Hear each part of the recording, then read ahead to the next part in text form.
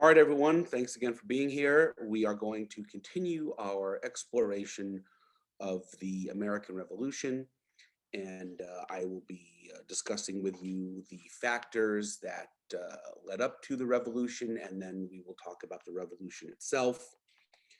And let's get started. The most extraordinary thing to me about the American Revolution is the fact that it succeeded at all. If you look throughout history, most revolutions fail. Most of the time, when you have a revolution, you end up with a situation where what you end up with is just as bad, if not worse, than what you had before. Certainly, the French Revolution came right after the American Revolution, and it started out with these wonderful, noble ideals, and then it degenerated into a reign of terror where people turned on each other, and then it resulted in the rise of Napoleon and the Napoleonic Wars. The Russian Revolution saw the end of the tyranny of the Russian Tsar and the beginning of the tyranny of the Russian communists and Lenin and Stalin. Uh, in China, Mao Zedong took power and established a communist dictatorship, which frankly exists today. Dissent is not tolerated. Um, there is the famous Arab Spring of several years ago, high hopes. Take a country like Egypt, for example, and hope that they would establish a functioning democratic government. It didn't exactly work out that way. The fact of the matter is that in order for a revolution to succeed, it requires two things. One, you have to successfully overthrow an old system. And two, you have to replace it with something better that actually works. And I would like to point out that the American Revolution almost failed. If you were to look at the 1780s, the years right after the war ended, up until the Constitutional Convention, I mean, things were not looking good. And the whole thing could have fallen apart. So, and we'll talk more about that in my next lecture, but the American Revolution, the fact that it succeeded at all is, to me, sort of a miracle. In my earlier lecture, I discussed with you the deteriorating relationship between the American colonists and England. I covered with you the Boston Massacre, and I ended by showing a video clip of something called the Boston Tea Party. I want to talk about the Boston Tea Party for a moment more.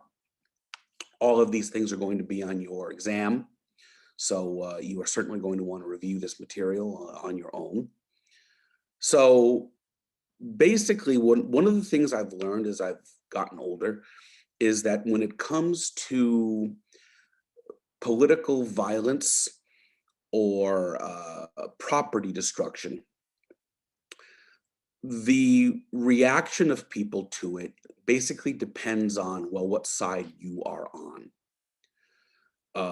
People will tend to be tolerant of violence if the violence serves the political objectives to which they are sympathetic. To the British, the colonists who threw 90,000 pounds of tea into Boston Harbor, to the British, these people are nothing but a bunch of terrorists and thugs. To the Americans who did it, they are patriots making a political statement. What I will say is that we're talking about the destruction of tea. This was not an act of, violence directed against any particular individual, although I would like to point out that during the protests over the Stamp Act, British officials and stamp tax collectors were threatened and harassed and frankly tortured, you might say, when you talk about someone being tarred and feathered. So it was a very tense period, no question about it. So we have the Boston Massacre situation. It's 1770. Blood has now been spilled on the streets of Boston. Unarmed colonists have been shot and killed by British redcoats. As I made a comment earlier, John Adams was the lawyer who defended the British soldiers involved, and they were found not guilty in Boston, that they had in fact acted in self-defense. I respect John Adams a lot for even taking that case. He is a man who believed that a legal system isn't worth anything if it only covers people that you like. That for a legal system to be truly functional and to be respected, the same legal rights have to be given to all. You can't simply turn it on and off because of the politics involved. So I respect John Adams for that. And then, of course, later on, he would become a prominent member of the Continental Congress that met in Philadelphia to plan a course of action to respond to the British. But the situation is deteriorating. England, in my view, is not playing it wisely. They want to exert their dominance. They want the Americans to respect their authority. And I don't think they fully grasped the nature of the problem that they were dealing with. And so, England wants to appear strong, so they don't want to back off, and the confrontation will escalate. The British, despite the protests over the Stamp Act, later come out with a whole new series of taxes. And again, it's the same issue that we discussed last time, the whole idea of no taxation without representation and who's in control and all the rest. So among the items that the British taxed, they taxed tea, which was a very commonly consumed beverage. I mean, people today still drink a lot of tea, but tea was an expensive item. It had to be imported from the areas where it grew, in this case, mostly from India. And in protest over a tax on tea, because the British want the American colonists to buy only British tea. And so you have this group in Boston known as the Sons of Liberty. Samuel Adams, cousin of John Adams, is very involved. And they plan a protest. And their protest basically is that they are going to board British ships in Boston Harbor that have arrived with tea, and they are going to seize the tea and throw it into the water, into the harbor. So they ended up doing this, and they threw 90,000 pounds of tea, into the bay, and that's a lot of money. That's a lot of money. And to the Americans, this is an act of protest against an unjust tax. To the British, this is property destruction and vandalism and terrorism and all the rest. And as I said earlier, I think that people look at political violence or property destruction, and their level of outrage or condemnation is largely influenced by, well, what side are you on? And so this is what happened, and the British decided that they were going to play it tough. They responded with what became known as the coercive acts or the intolerable acts. Basically, their attitude is going to be like, all right, if this is how it's going to be, we're going to remind you who the boss is. And they basically decided, the British government, that they were going to shut down Boston Harbor.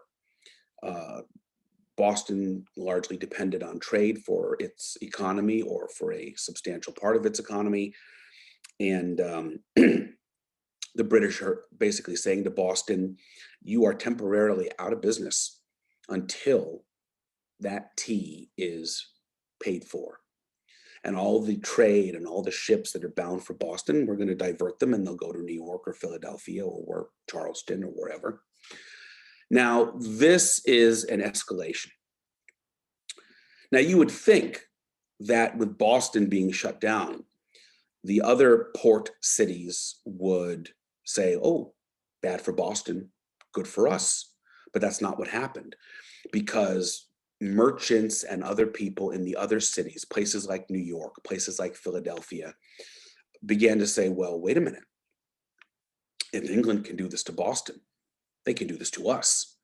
And what it does is it does two things. Number one, it reveals the vulnerability that all the colonists face in terms of their lack of ability to control their own affairs. And the second thing it does is it turns England into a common enemy. So this is a threat that is colony-wide. This is a threat not only to Boston, but to all of the original 13 colonies. So it unifies them, at least for the time being, against a common threat, which will ultimately lead to the creation of the Continental Congress in 1774. You will have the first meeting of the Continental Congress where representatives from all of the 13 colonies are going to get together in Philadelphia and basically try to figure out, like, well, what can we do about this? What is the appropriate course of action? It's worth pointing out that it isn't like they got together in 1774 and said, let's declare independence. I mean, their first impulse was, let's see if can we work this out. We have a problem, we have a conflict. Can we work this out? And originally, I mean, they actually, crafted a letter to send to the King of England and to his government, and to basically say, look, here's the problem. Here are the concerns that we have. Let's work this out. And that attempt at reconciliation was rebuffed. It was rejected. And again, a lot of it, I suppose you could argue, is an attitude problem. The British government basically feels that, we're the boss, we are the stronger party, and we tell you, you don't tell us. And I've often used examples of family relationships when discussing this. I mean, I don't know any of you personally, and I don't know if any of you, how many of you live at home and what your relationships are like with your family members. But, well, let me put it to you this way. How many of you live with family members who most certainly do not think of you as an equal? They think of you as somebody who needs to do what you're told to do, or they don't think of you as an independent adult. They still treat you like a child. And that's sort of what's going on here.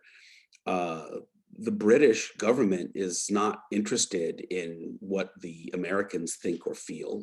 Their attitude is, we're the boss and you do what you're told. And if you don't like it, that's your problem. So this relationship really is doomed. My own personal opinion is that sooner or later, I think American independence would come. I don't think that, it's inconceivable to me that, there are any circumstances under which we could still remain part of the British Empire. I think sooner or later, American independence would come.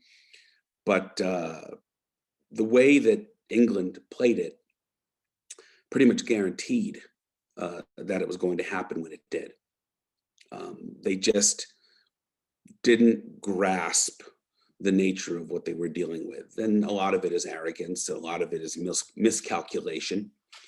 And in the end, think about it. England, they win the French and Indian War in 1763, and then 20 years later, they lose 13 American colonies. That's, pretty quick. And think about how England is almost constantly at war. They're at war. You have the French and Indian War. Okay, you're going back to the 1750s, right? It ends in 1763. And by the time you get to the 1770s, now they're fighting the Americans. And then the American Revolution is over, and then they're going to be fighting the French, going up through the Napoleonic period until the defeat of Napoleon in 1815. So basically, England is almost constantly at war between, let's say, 1754 and 1815. Think about that for a minute. And think about the cost, not only in terms of human life, but in terms of money. So, it's interesting. So you're going to be asked about the Boston Tea Party, December 13th, 1773. Was it December 13th? Let me check the date. Hold on a moment. One good thing about the computer December 16th, 1773. By the way, I want to make a comment. My PowerPoint is incorrect. I'm going to have to modify that. But in the PowerPoint, it says December 13th, but it's wrong. December 16th, 1773. I often forget the exact date. I was only a child at the time, so, I wasn't paying careful attention to when it happened. It was scary, though. Couldn't get tea for a month. All right, I'm not that old. Enough Zoom lectures, and we're all going to feel that old. So, the Boston Tea Party, you need to know, or as they say in Boston, the Boston Tea Patty. Yeah, they really do talk like that. I don't feel bad about making fun of the way people in Boston talk, because right now somebody in Boston is making fun of California, and I don't blame them. I live in California and I make fun of California. All right. I might be the only professor at Grossmont who is qualified to explain the American Revolution by referencing Star Wars. So I'm about to do it. I am going to explain the American Revolution to you today using Star Wars, and then later I will do it again referencing Lord of the Rings. But right now, let's talk about the American Revolution, and let's reference Star Wars. I still say the original Star Wars movies are the best. The original came out in '77, and the original 3 Star Wars movies are still the best. That's my opinion. And there's a scene in the original Star Wars movie where Princess Leia has been taken prisoner, and she is on the Death Star. And she meets the commander of the Death Star. I think his name was Governor Tarkin. In any case, so the commander of the Death Star is bragging to Princess Leia about the power of the Death Star. And he says to Princess Leia, no one will dare challenge the authority of the Empire once they see the power of this battle station. And Princess Leia responds, the more you tighten your grip, the more star systems will slip through your fingers. That sentence is the perfect metaphor for the American Revolution. England is tightening their grip over these 13 colonies. And the more they tighten them, the more they're losing them, but they don't realize it. And think about how awful it must have been for England. I mean, they fought this war to try to stop the American Revolution, and in the end they lost, which meant that all the men who were killed and all the money that was spent was all for nothing. So I'm sure they weren't too pleased. Well, it's like the United States fighting in the Vietnam War. I mean, 58,000 Americans killed, billions of dollars spent, and then in the end, it was all for nothing. And the reason why the Americans lost in Vietnam is very similar to why the British lost during the American Revolution. What both wars will teach you is that being stronger militarily does not guarantee victory. At the end of the day, to borrow a sports metaphor, a lot of it comes down to who wants it more. I mean, the British soldiers were paid to fight. I mean, do you really think the average British soldier really cared whether the American colonies were part of the British Empire or not? They're paid to fight. The Americans, at least, the way they see it, they're fighting to defend their home territory. So the motivation is different. In fact, the British during the American Revolution were so desperate for manpower, and they were stretched so thin, they actually hired German soldiers, German mercenaries called Hessians, to help them fight in the war. So because they didn't have enough men on their own.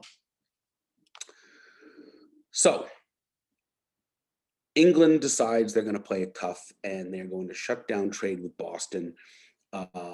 This got the attention of all the colonies, and they met in Philadelphia for the meeting of what is known as the First Continental Congress to try to see if there's a way of working this out and restoring some sense of stability to this.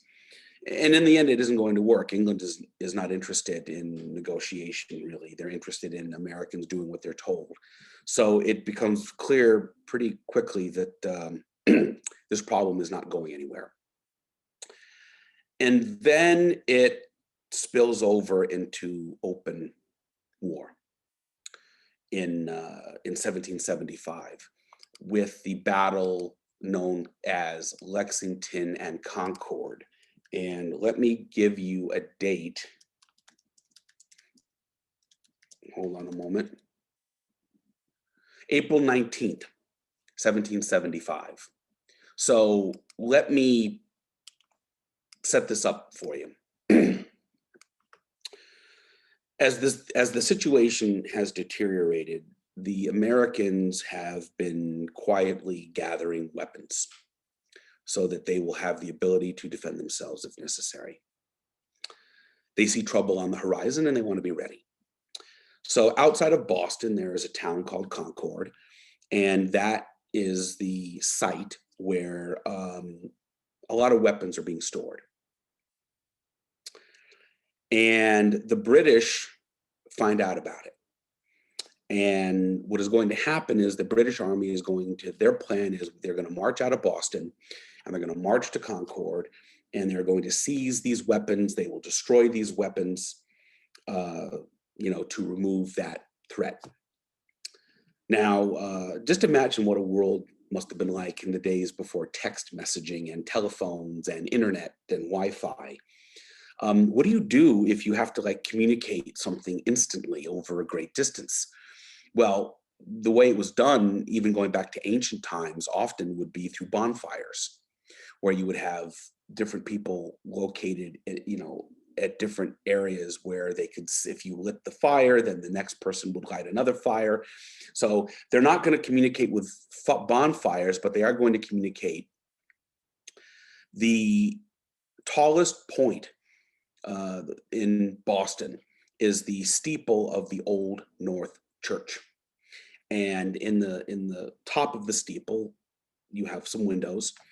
And basically, they had a system set up where if the British were going to make a move, they would give the signal by putting lanterns in the steeple of the church.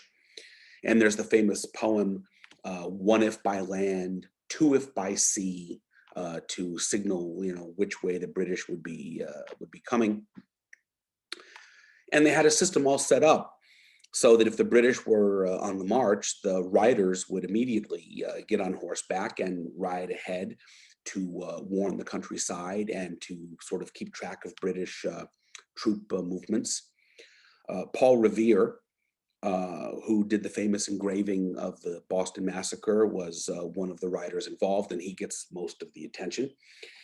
And of course, the signal went out, and he got on horseback and rode his horse through the countryside to give the warning. And so the British Army marches out, and they're on their way to Concord. And the reason why the battle is called the Battle of Lexington and Concord is because it is a battle that was fought in two different locations. In order to get to Concord, the British Army has to march through Lexington. And so they reach Lexington and they are shocked to see these Americans standing there with their weapons. I mean, in a way, for the Americans, it must have seemed almost suicidal.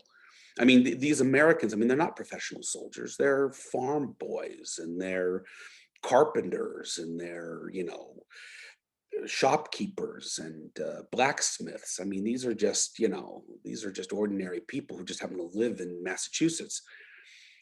No one knows to this day, and I don't think it will ever be known, no one knows who fired the first shot. But shots were fired and colonists were shot and killed. So now it's game on.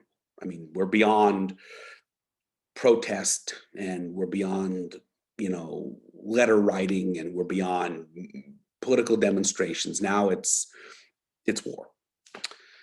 They call that the shot that was heard around the world, because it's the shots that were fired at Lexington. Those are the shots that really started the revolution. So the British continue on their way, and they're going to go to Concord. And word spread fast, which is remarkable when you consider this is a pre-internet world, pre-telephone. There are no telephones, there's no radio, there's no internet, there's no Wi-Fi, there's no texting, and yet word spread quickly. And so the British reach Concord, and they are even more shocked, because now, I mean, basically every, villager in the area with a weapon is now out there and ready to confront them. And it's at Concord where the battle just really escalates. And I mean, it's all out, total, let's get it on and let's fight. And it's a bloody affair. There's a bridge that goes into Concord, and it's still there, or it's been rebuilt. And I mean, the fighting that happened on that bridge was just intense. And what was interesting about it is, I mean, think about it for a minute. I mean, these guys are fighting, I mean, really fighting the strongest army in the world. And these are not professional soldiers. These are just, as I said, they're farm boys, blacksmiths, bakers, carpenters. These are just, ordinary working class people. And they are just laying into the British. I mean, this is a real fight. And in fact, the British pulled out, and the Americans, basically attacked them pretty much all the way back to Boston. It showed that the Americans, in the end, when pushed, were not going to be afraid. That it showed that they would stand up and fight. And I think it came to a shock to everybody. I don't think that the British, I mean, would have ever expected that, just a large group of ordinary people would take them on like that. But they did. And to be quite honest with you, these Americans performed very well. I mean, they gave the British at Concord a pretty good drubbing, and forced them, back to Boston, and really let them have it. So now, I mean, it's game on. The war is on, and the British now want to fortify their position in Boston, and things have really escalated to this point. Before I continue with the discussion of some of the battles and other issues, I want to take a moment and mention a man by the name of Thomas Paine. Thomas Paine wrote a political essay called Common Sense.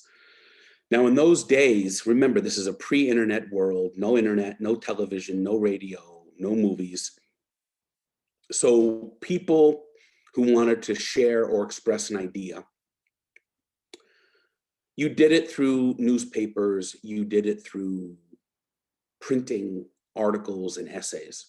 So Thomas Paine writes this essay. It's called Common Sense. And what he argues in the essay is that if you want to know why America should be independent, I'm going to tell you why. And it's a brilliant piece of political writing, because he writes it in a way that ordinary people could understand. It's sort of like, what the problem is with most college textbooks? They're written by professors for professors. A good college textbook is written in a way that students can easily understand it and get to the point. I think my textbook that I use is pretty good, but some of them, I mean, they're written in they write in academic language that unless you are an academic person, you're going to be like, well, what exactly does this mean? So Thomas Paine wrote his essay, for the people on the street. So it was written at a level that ordinary people could read, or if you couldn't read, if someone read it to you, you'd get it. So he really was instrumental in helping sort of galvanize the idea, the concept. He was able to articulate the concept of what the Americans are fighting for and why they're fighting for it. And the argument that he made basically is that, the colonies had come of age now, and that the idea that this large colonial population in North America should be ruled by a king and a British parliament on the other side of the Atlantic Ocean in London, he thought was just absurd, that we had come of age. And to use a family analogy again, it's sort of like a child has grown up and the parent simply doesn't want to recognize it. I mean, if you have a mother or a father who does not want to acknowledge that you are an adult, just because they don't want to acknowledge it doesn't mean it isn't true. You are an adult, whether they choose to acknowledge it or not. That's common sense. And that's exactly the argument that Thomas Paine is making. So, it's really instrumental. We talk about some of the great intellectuals of the American Revolution, and Benjamin Franklin and Thomas Jefferson and Alexander Hamilton and so on, but he's the one who really sort of creates the outline for what the Americans are fighting for. He's not really respected as a founding father in the same way that other people are, in large part because he was, there's no nice way to say it, he was a sort of a jerk. He was not an easy person to get along with. He's one of these people who just always had to be arguing all the time with everybody. You ever know somebody like that? Like, if they're not arguing, they're not communicating. I have a family member and who I don't particularly get along well with. And I thought to myself, if I had to diagnose this person's condition, I would say that they are in a permanent state of temper tantrum. And that is sort of how Thomas Paine was. He's pissed off all the time about something. He's just impossible to get along with. And of course, after the revolution is over, then he starts complaining about George Washington, and he starts complaining about the Americans. And at the end of his life, he died basically broke and alone. And he basically just burned all his bridges, and he basically just pissed everybody off. So in a way, he's a tragic figure, but an important one. And despite his difficult personality, I have to give him credit where he deserves it. And writing Common Sense was a major contributing factor and a helpful factor in galvanizing the cause of American independence. So I have to give him some credit for that. Before I get into the next part of my lecture, I do have a little video clip I want to show you about the Battle of Lexington and Concord. So let me continue. Let me get everything set up here. Gotta make sure my notes are ready. That's very important. All right. So I do have a little video clip I want to share with you, and then I will continue. And I think you can see I do have a natural enthusiasm for the subject. It interests me. And I don't know if any of you are so inclined to want to read more about this on your own, simply for your own intellectual pleasure.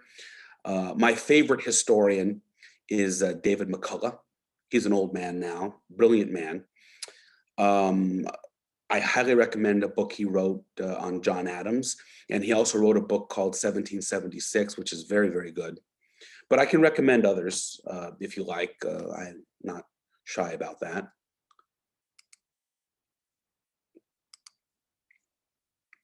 So let's watch a little clip of what I've been describing.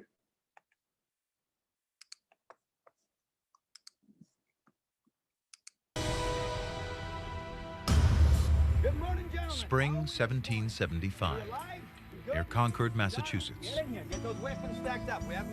Local gunsmith Isaac Davis puts the town militia through basic training. American patriots knew that they were doing the right thing. You're starting a birth of a nation. You know, you had to really believe in what you were doing. You gotta keep this clean here, sir. You keep that clean, it'll save your life. You don't? If war comes, this will be America's first line of defense.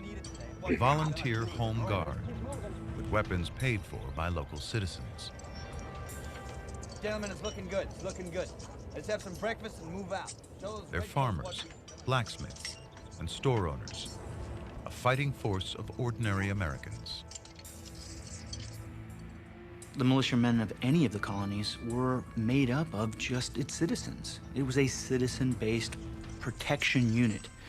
And some of them had some skills, but some of them were just carpenters. Some of them were just the mason or the blacksmith. I mean, these were the guys that they had something at stake to protect their colony. So they started to form together, just trying to help protect each other.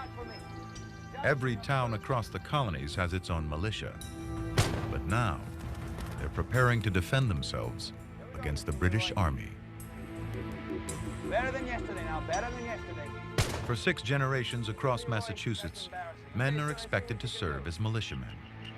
In Massachusetts, a third of all men between 16 and 50 are ready to bear arms at a minute's notice. Excellent, good shots. We keep this up, we're gonna give those redcoats a scare, all right? The British will not stand for any armed resistance. April 19th, 1775. After midnight, 900 redcoats leave their barracks in Boston for Lexington and Concord, about 20 miles away. Their orders: arrest the rebel leaders and seize their weapons. News of the British attack also reaches Paul Revere. His midnight ride will alert local militias. Revere rides ahead of the British troops. His warning spreads from town to town across the New England countryside.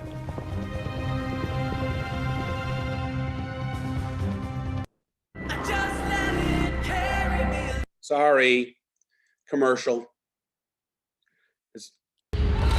It's a good reminder that nothing is free.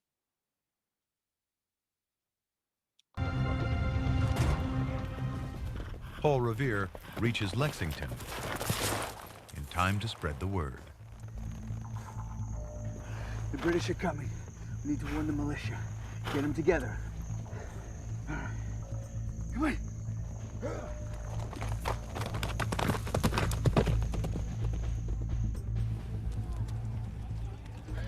By 5 in the morning, 60 militiamen line up. They're commanded by a farmer, John Parker. They're faced off against hundreds of well-armed and highly experienced British soldiers.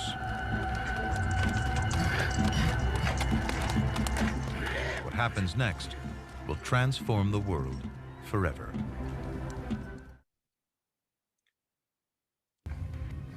Sunrise, April 19th, 1775. On one side, 60 men, poorly armed and barely trained. On the other, hundreds of the most powerful army in the world. Men who have only been active for a handful of months versus an army that in the past 20 years has fought on 5 continents and defeated everything in its path. For these rebels, the fight is for nothing less than freedom itself. These guys were revolutionaries, they were scallywags, they were rebels. Some of them were gentlemen farmers, some of them were overeducated, some of them were undereducated. It really was the birth of a nation. The Lexington militia gathers on the village common, dairy farmers and shopkeepers. But also among them are free African Americans and slaves. It is a unique experience that African Americans have had in the military in America. African Americans fought for the country even before it was a country. African Americans like Prince Estabrook.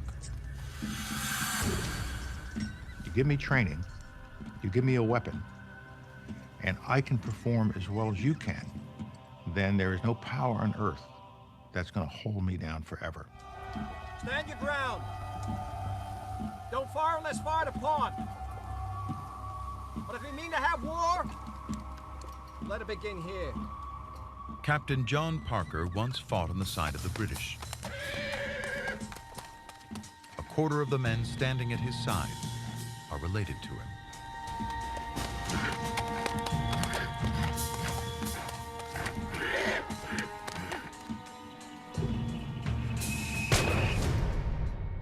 No one knows who fires the first shot at Lexington.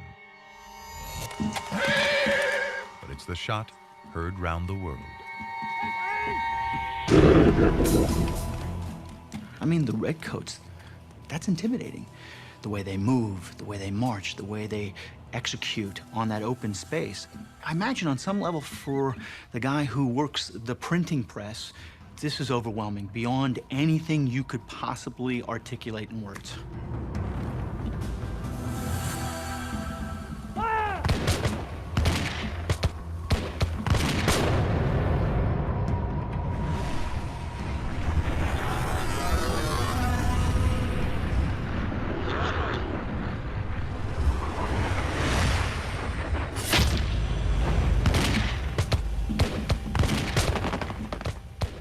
Prince Estabrook is hit in the first volley. No army in the world can stand toe-to-toe with the British, let alone a ragtag militia.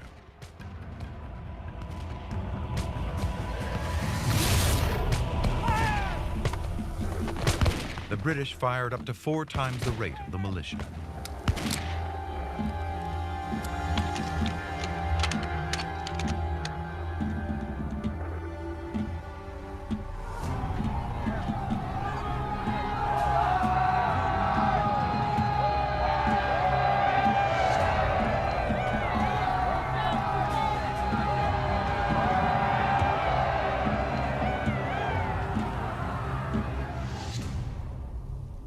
Within minutes of the first shots fired at Lexington, 8 patriots are dead, 10 wounded. The American Revolution has begun. The Redcoats reach Concord at 9 in the morning. Acting on a tip-off from colonists loyal to the Crown, they raid the militia's arms stash. But the rebels have got there first, hiding almost everything. Good. All day. Let's go. Come on.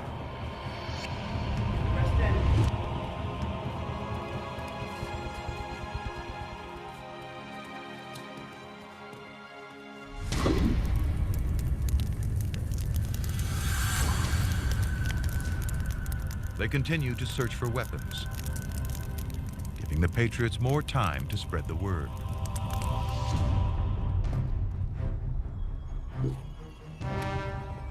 The militia gathers just outside the town of Concord. By late morning, more than 1,000 have arrived from the surrounding villages.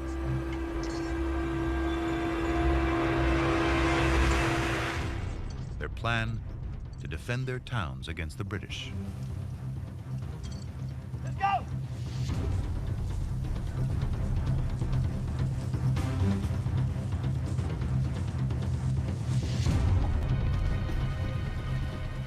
The British soldiers left their barracks 15 hours ago. And now, they face a 20-mile march back to Boston.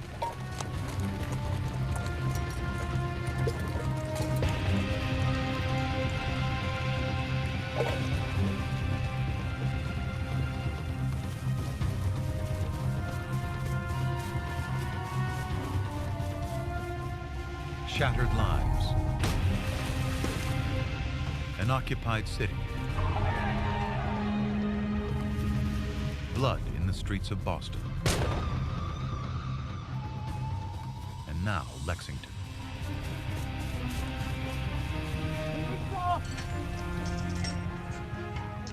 A people unified in the fight against tyranny.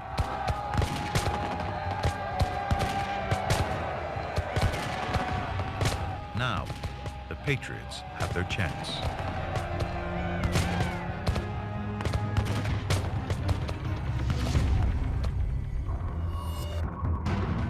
gunsmith and militia leader Isaac Davis takes a bullet through the heart.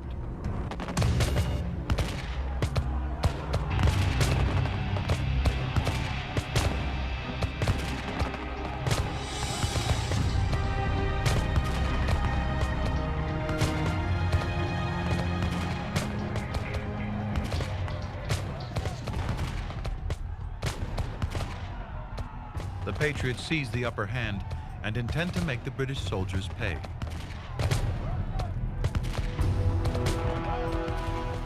They shadow the Redcoats' march, firing on them the entire way.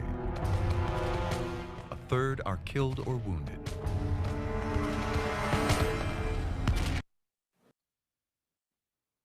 Sorry about the commercial. That's the problem with YouTube.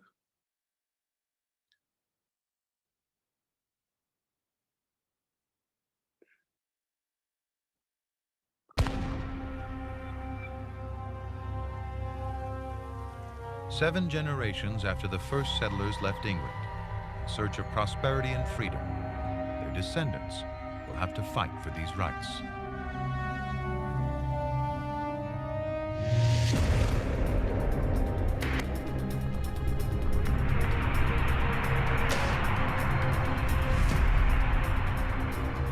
Standing in their way is the might of the world's greatest military superpower.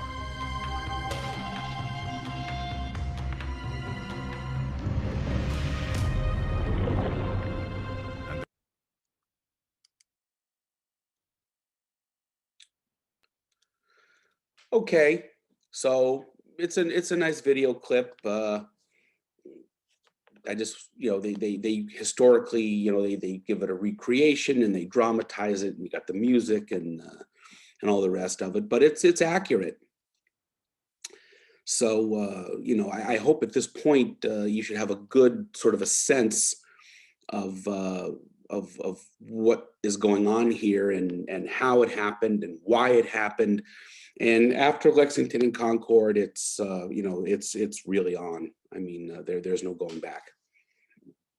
There's going to be a clash, and somebody's going to win, somebody's going to lose. And as I said earlier, and the video showed, the interesting thing about this is, I mean, the willingness of these ordinary people to attack the strongest army in the world is just incredible. The British soldiers were a professional army. They were experienced, and but you have to understand that the British soldiers, they're paid to fight. They are far away from home. And for the Americans, I mean, if you live in Concord, if you live in Lexington, or you live around there in a neighboring town or village, in your mind, your home where you and your family live is under threat. And that is a powerful motivation. It always has been in any conflict. Just like in the Vietnam War, to the enemy that we were fighting, they basically said, well, we live here, and the Americans, you're a foreign invader. What are you doing here? So motivation is a big part of it. And people will go the extra mile if they feel that they're defending their homes and their families. And after what happened, and there's an escalation here. You had the Boston Massacre, and then there's the Boston Tea Party, and then there's the, people are killed at Concord. And then after that, once word gets out, Americans killed at Concord, then basically anybody in the surrounding area with a weapon is going to show up ready to go. And the video does a good job of recreating it. I mean, they just tore into them. And the British soldiers just tried to get out of there and get back to Boston as best they could. And the colonists just followed them every step of the way and made them pay. And so this is a major escalation. And obviously it's something you're going to need to know for your midterm.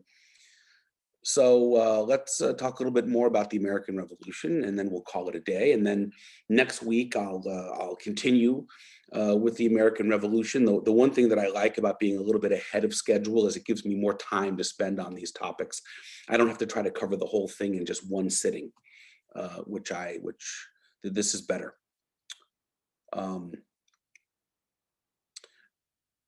So we have Lexington and Concord, and the British decide that they are going to basically occupy Boston. And so the next question is for the Americans is how do we get how do the Americans get the British out of Boston? And again, and I know I sound like I'm being repetitive, but just like with sports, it's sort of like, well, who wants it more? And in any military confrontation, especially during this period, whoever controls the high ground always has an advantage. And for the British, a big part of their power is their navy, their ships. So what the Americans want to do is they want to let the British know that those ships that you have, in port in Boston, we may potentially be able to put them at risk. So there's hilly ground around Boston, and there's this area. The battle that comes next is known as the Battle of Bunker Hill. That really isn't accurate. It's called Breed's Hill, is where they actually did most of the fighting. And I had a video queued up to show you about that, and I think I deleted it, which is fine. I'll save it for next time. So let me give you a summary of this, and let me give you a date.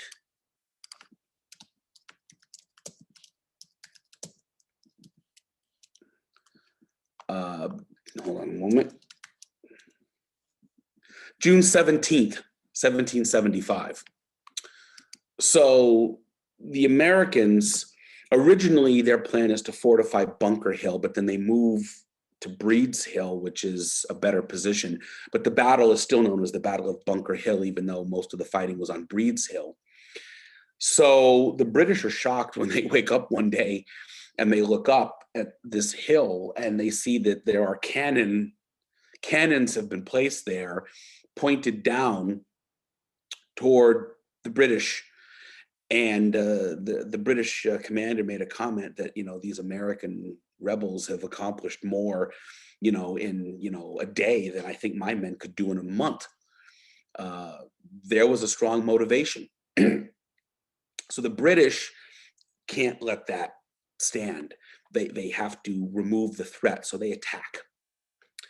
Now, in this type of warfare, launching an attack where your enemy has the high ground is very, very difficult. In fact, this is going to sound a little bit weird. I have a son, he's 9 years old, and he plays a game online called Fortnite, which is a combat game. And whenever he plays, sometimes things don't go very well for him. And so I always try to give him strategy. And whenever he's playing in this game, especially if he's with a group of his buddies, I always say to him, you need to attack as a group and you need to defend each other as a group. I said, if you spread out, they're gonna pick you off one at a time. You have to stick together so you can support each other and coordinate your attack. And I'm always telling him, get the high ground, that guy's shooting at you from the rooftop. You need to be up on the rooftop and don't walk out in the open, hide behind a tree. So, I've never served in the military. I'm not a military guy, but I've studied military history, and you study it for a while and you sort of figure it out. In a combat situation, control of the high ground matters. Coordinating your attack as a group, defending each other and helping each other as a group. And the funny thing is that whenever my little boy and his buddies are playing and they follow that advice, they tend to do very well. But whenever they decide one's going to go over here, one's going to go over there, they always get picked off one at a time. So let's see, I've used Star Wars to describe the American Revolution. Now I'm going to use Fortnite. My son will be thrilled when I tell him. And then later I'm going to use Lord of the Rings. So a lot of analogies here. Some are better than others. So the British are going to just launch a full-out attack to capture this high ground.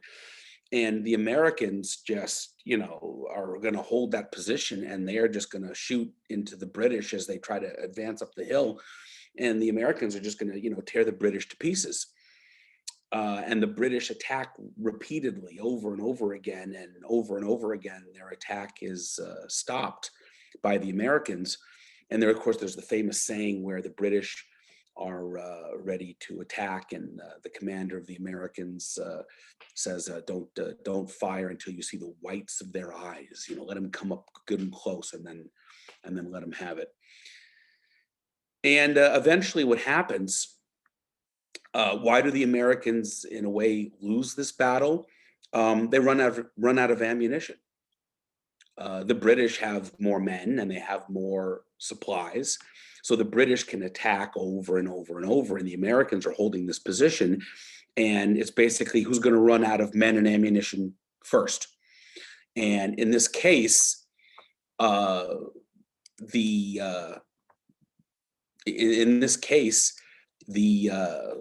Americans simply ran out of ammunition and they had to abandon their position. So the British did capture that position, but it was, in a way, it really is a victory for the Americans. The Americans are not really beaten. They simply ran out of ammunition and had to abandon their position. And in terms of casualties, the casualties in relation to the number of soldiers who fought, hold on a moment here. Give me a moment, I want to verify my fact here. Bottom line is the British suffered much heavier casualties than the Americans did in relation to their numbers.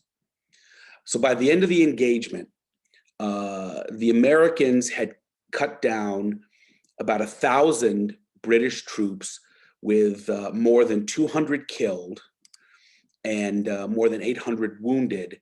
And the Americans had 100 were killed and approximately 300 were wounded. So the British, the Americans had basically 100 Americans get killed in this engagement. The British have 200 killed. The Americans have 300, more than 300 wounded. The British have more than 800 wounded. So yeah, the British took their position, but at what cost is what I'm trying to say. And then 3 weeks after that is when George Washington shows up and takes command of the Continental Army. I mean, after Lexington and Concord and Bunker Hill, the Continental Congress realizes that, this is war and we have to prepare ourselves for a war effort.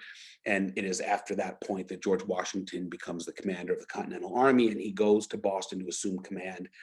But he assumes command of Americans who have shown an ability to fight. I mean, the Americans performed very well and very bravely at Lexington and Concord, and they performed very well and very bravely at Bunker Hill.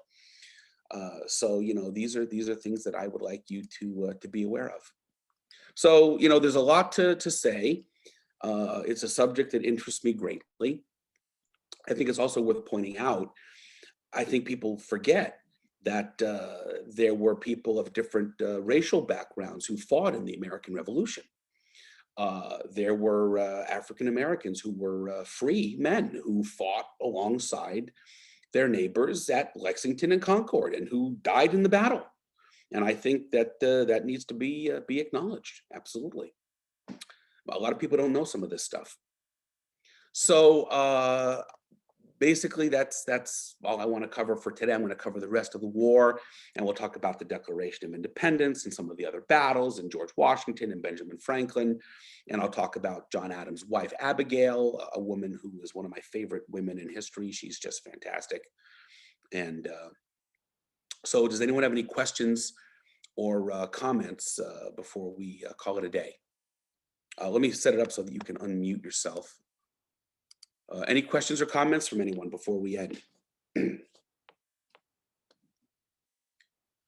Well, I hope you enjoyed it, or at least found it interesting somewhat.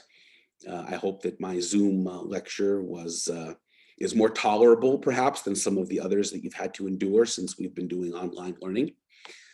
I'll be posting it later, and that's about it. So thank you very much for being here.